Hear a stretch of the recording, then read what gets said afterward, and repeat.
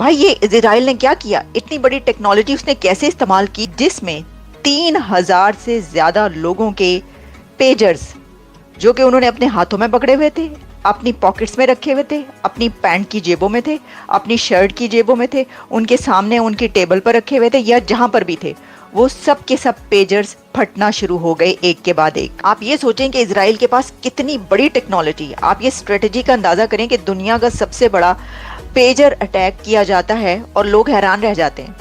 ये ऐसे ही है कि आपके पास स्मार्टफोन है और आपके इर्द गिर्द के लोग, आपके सिटी के लोगों के स्मार्टफोन जो है फटने शुरू हो जाएं, हर एक के हाथों में मोबाइल फटना शुरू हो जाए, तो कितने जख्मी होंगे।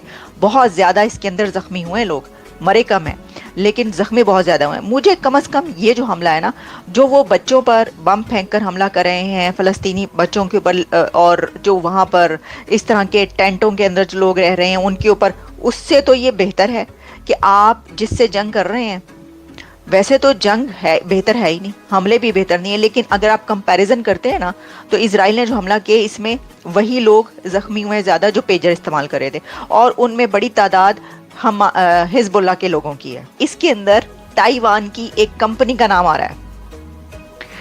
ताइवान की कंपनी जो है, जो कि पेजर बनाती है, उसका नाम आ रहा है इसके अंदर। ये एडवांस टेक्नोलॉजी है, सही कह रहे हैं आप Ashok, unbelievable, exactly, management to supply. अच्छा, हुआ क्या, ताइवान की जो कंपनी पेजर बनाती है, उन पेजर्स के अंदर किसी तरीके से इजराइल के मोसाद ने या जिसने भी ये काम किया है, तो उन्होंने जाकर क्या किया कि इन पेजर्स के अंदर बारूदी मवाद रख दिया, या कोई ऐसी चीज उस डिवाइस के अंदर बनते हुए रखी गई है कि वो जहां पर भी हो उसको डिटेक्ट किया जा सके और उसको फिर एक्सप्लोड किया जा सके।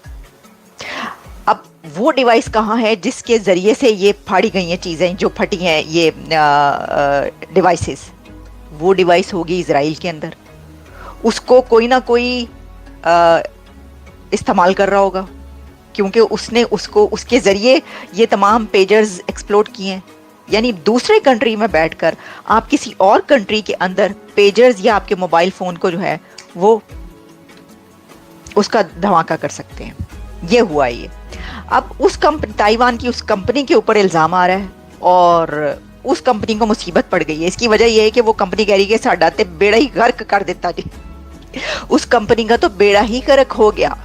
इसकी वजह यह है कि वो सब कह रहे हैं कि ये देखे ना, वो कह रहे हैं कि इतना बड़ा हमारा बिलियंस ऑफ डॉलर्स का कारोबार ऐते रह गया, क्योंकि लोग कह रहे हैं कि ये किस किस्म की कंपनी है। लेकिन ऐसा नहीं है। इसकी वजह यह है कि जो उनसे खरीदते हैं ना, उसमें बड़ी तादाद वेस्टर्न कंट्रीज, यूरोपियन कंट्रीज की। जरूरी नहीं है कि वो अरबी ही वहां से खरीदते हों, लेकिन बात यह है कि उस ताइवान कंपनी ने इनकार किया है।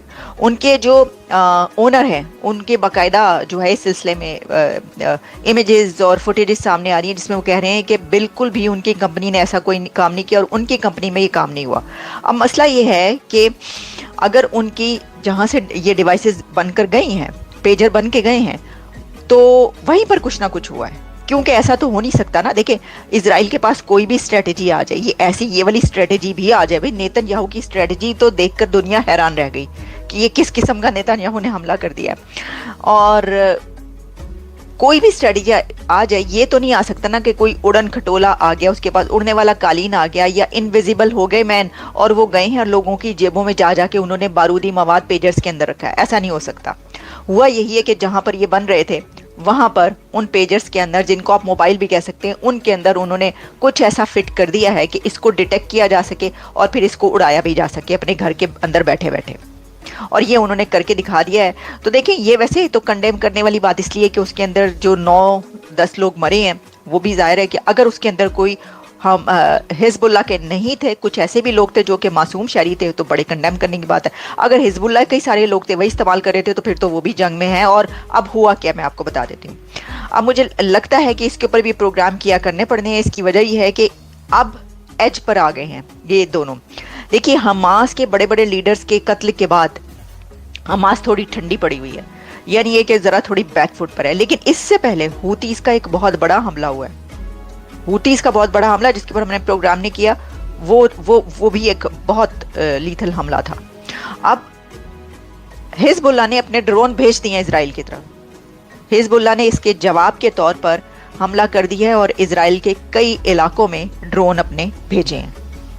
ड्रोन जो है वो वहां पर वहां पर बम गिराने के लिए या जो भी करने के लिए जो वो हो रहा है आजकल, वही जो है वो उन्होंने अब हिजबुल्लाह की तरफ से इसके जवाबी ड्रोन भेज दिए गए हैं हमले के तौर पर। तो फेस ऑफ है ये, बिल्कुल एक दूसरे के अब आमने सामने। अब इस वक्त हिजबुल्लाह है सामने इजराइल के।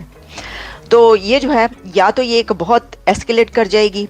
अब इसके बाद देखें जो टेक्नोलॉजी है वो तो इजराइल के पास है, ये तो आप जानते हैं। इससे पहले पेगासस जो कि वो डिटेक्ट कर सकते हैं, जासूसी के जो आलात हैं वो भी इजराइल के पास है। अब इजराइल ने के लोगों ने पढ़ लिख कर अपनी टेक्नोलॉजी में तरक्की हासिल कर ली। की करिए भाई, तुसी कर लेंदे जो ये हमास और हिजबुल्लाह, आप कर लेते टेक्नोलॉजी में तरक्की, आप अपने मुल्कों को तरक्की दे देते, आप ऐसा कर लेते। प्रॉब्लम क्या है? प्रॉब्लम ये है कि एक तरफ आप इजराइल को देखें, वहां पर बहुत ज़्यादा टेक्नोलॉजी एडवांस है और इसलिए कहा जा रहा है कि उसी की तरफ से हमला हो सकता है। दूसरी तरफ जो है वो नहीं है, यानी दूसरी तरफ क्या, कुछ और कंट्रीज़ को आप देखें तो ज़ाहिर है कि उनके पास ये टेक्नोलॉजी नहीं है। लेकिन अब इससे एक और चीज़ जो है वो अंदाज़ा हो रहा है कि क्या मोबाइल फ़ोन्स को भी इस तरीके से इस्तेमाल किया जा सकता है। तो मैं देख रही थी कि ये भी हो रहा था कि पेजर्स का इस्तेमाल वैसे तो बहुत हद तक कम हो चुका है, लेकिन इनकी जगह अब जो इस वक्त इनोवेटिव डिवाइसेस हैं, स्मार्टफोन्स हैं, उन्होंने इसकी जगह ले ली है। जय हिंद दोस्तों, स्वागत है आप सभी का हमारे चैनल पर। इजराइल ने जिस तरह की टेक्नोलॉजी का इस्तेमाल करके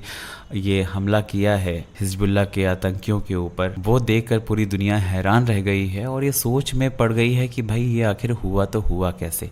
कुछ लोग ये कह रहे हैं कि पेजर के अंदर बैटरी के पास में बम छुपाया गया था और जिसकी वजह से ये फटा है, लेकिन जो इसे बनाने वाली कंपनी है उसने साफ तौर पर मना किया है कि भाई उसकी तरफ से ऐसा कुछ भी नहीं किया गया था। जितने भी आरोप प्रत्यारोप चल रहे हैं वो सब बेबुनियाद हैं।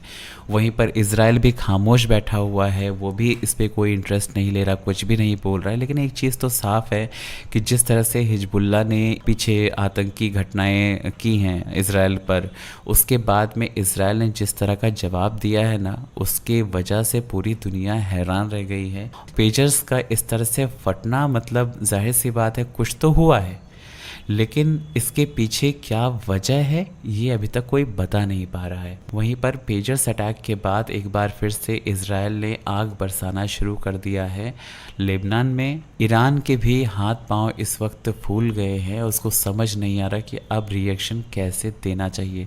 हालांकि उसने धमकाया ज़रूर है कि इजराइल को इसका जवाब देना पड़ेगा, हम हमला करेंगे इजराइल के ऊपर। हमला तो भाई साहब आप बहुत पहले से करते आ रहे हैं, लेकिन अभी तक आप कुछ किए नहीं। क्यों?